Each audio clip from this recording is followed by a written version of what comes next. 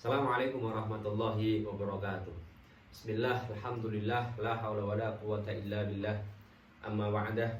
Nashkurullah azza wa jal alladhi qad a'tana jami'a ni'amihi wa minanihi alaina hatta naj'alana bi sihhatin wa afiyatin fi jasadina. Nusalli wa nusallim ala sayyidina wa habibina wa qurrati a'yunina sayyidina Muhammadin sallallahu alaihi wasallam alladhi qad akhrajan nasa minadh dhulumati ilan nur. Di dalam unsur bahasa itu ada kalanya bahasa.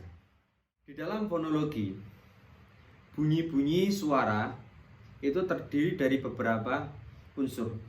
Yang pertama adalah unsur segmental, yang kedua ada unsur suprasegmental atau unsur prosodi. Terkait dengan unsur suprasegmental, itu meliputi keras ataupun lunaknya suara, kemudian naik atau turunnya suara, kemudian panjang atau pendeknya unsur ujar. Kemudian menurut para ahli, unsur suprasegmental di sini dibagi menjadi beberapa jenis. Salah satunya adalah tekanan atau stress. Yang kedua, nada atau pitch. Kemudian yang ketiga ada jeda atau persendian. Yang pertama, yakni tekanan atau stress, menyangkut masalah keras atau lembutnya suara. Suatu bunyi segmental yang diucapkan dengan arus udara yang keras sehingga amplitudenya melebar pasti dibarengi dengan tekanan yang keras.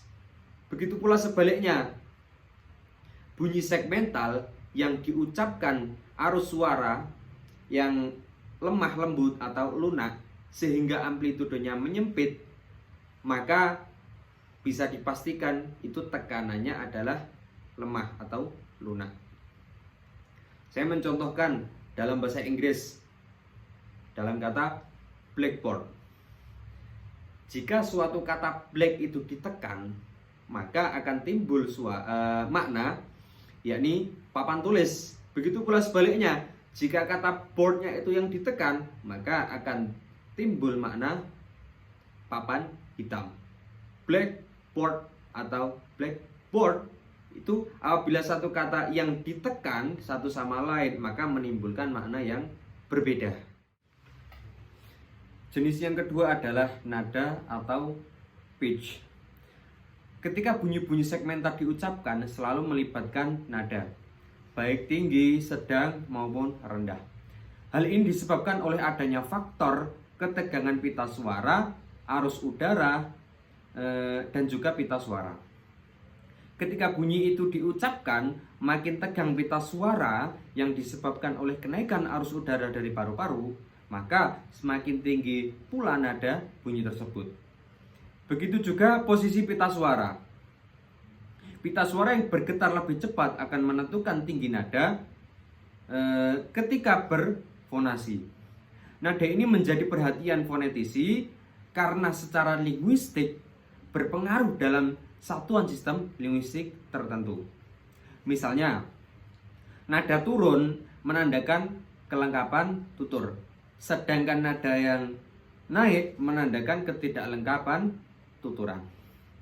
Itu tadi mengenai nada atau pitch. Jenis yang ketiga adalah jeda atau persendian. Yang dimaksud dengan jeda itu adalah pemutusan suatu arus bunyi-bunyi segmental ketika diujarkan oleh penutur. Sebagai akibatnya akan terjadi kesenyapan di antara bunyi-bunyi yang terputus. Kesenyapan itu bisa berada di posisi awal, tengah, dan akhir ujaran. Kemudian yang dimaksud persendian itu sendiri adalah sendi atau yang menghubungkan antara satu kata dengan kata yang lain. Sendi yang menunjukkan batas antar silabel. Saya mencontohkan pada kata rumah. Pada silabel pertama itu menunjukkan kata ru. Kemudian silabel yang kedua menunjukkan kata mah. Di antara silabel pertama dan juga silabel kedua ada jeda.